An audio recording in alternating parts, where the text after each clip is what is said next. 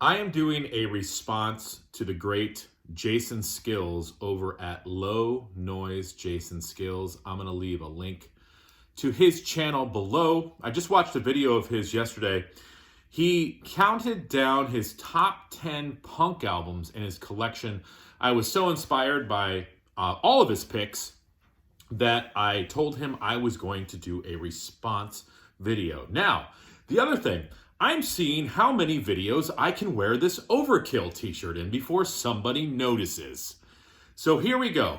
The top 10 punk albums in my collection. So let me just say a couple things. These are my choices. So don't argue with me. I'm right. In my collection anyways. And secondly, punk means a lot of different things to a lot of different people. When you say punk, what is punk music to people? You're going to hear a wide variety of bands, and they all sort of fit under that umbrella of punk. These are not the top 10 best punk albums of all time.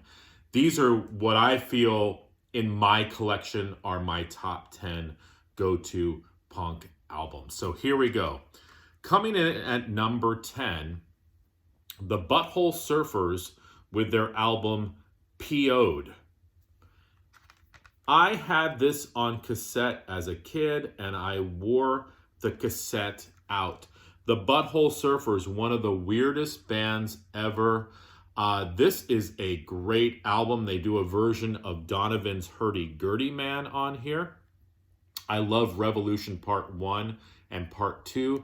There's a hilarious song called No, I'm Iron Man, where it starts out with the Black Sabbath, I am Iron Man. And then this little voice comes in and goes, no, I'm Iron Man. And they have this fight over who's Iron Man, over this craziness of music that the Butthole Surfers create. So check out the Butthole Surfers PO'd.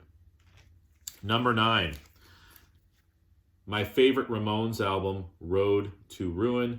This is when the Ramones started to branch out and, try some different things. You have that classic Ramones sound, but you also have, Questioningly, which is a great tune. I love, of course, the hit I Want to Be Sedated. They do a cover of Needles and Pins on here. The pop genius of Don't Come Close. And it opens up with I Just Want to Have Something to Do. Number 9, Ramones. Number 8, how about this beast? Samhain, November Coming Fire.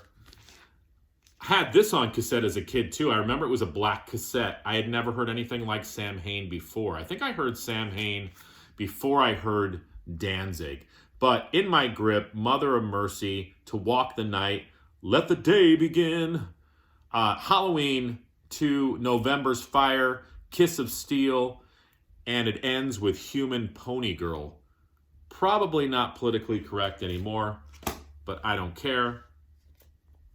Coming in at number 7, my favorite Dead Milkmen album, Belzebubba.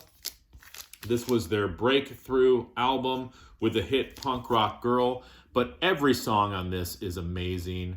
RC's Mom, Sri Lanka Sex Hotel, Bad Party, The Bleach Boys, Born to Love Volcanoes about PBS, Ringo Buys a Rifle, and it ends with the family sing-along, Life is Shit. Let me just get my counting right here. Okay, so coming in at number 6. Jason showed a Circle Jerks record. I'm showing a Circle Jerks record, but I'm showing Wild in the Streets. Keith Morris, of course, on vocals, came from Black Flag. Now he is in Off. But Wild in the Streets, Stars and Stripes, Meet the Press, Trapped, I'm Trapped, Letterbomb, Question Authority, and it goes on from there. But Circle Jerks, I mean, Jesus, Keith Morris was in Black Flag and then he formed the Circle Jerks?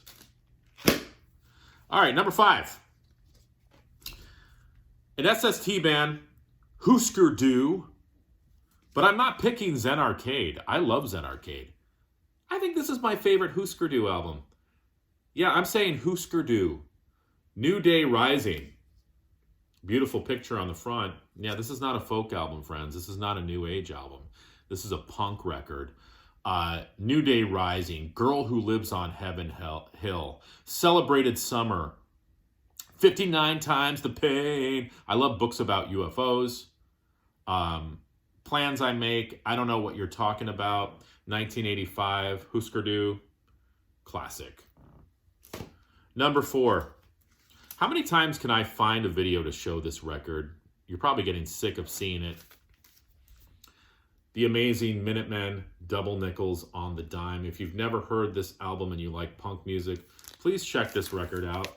2 albums of blistering punk rock mixed with jazz, mixed with just San, how do you say it? San Pedro magic.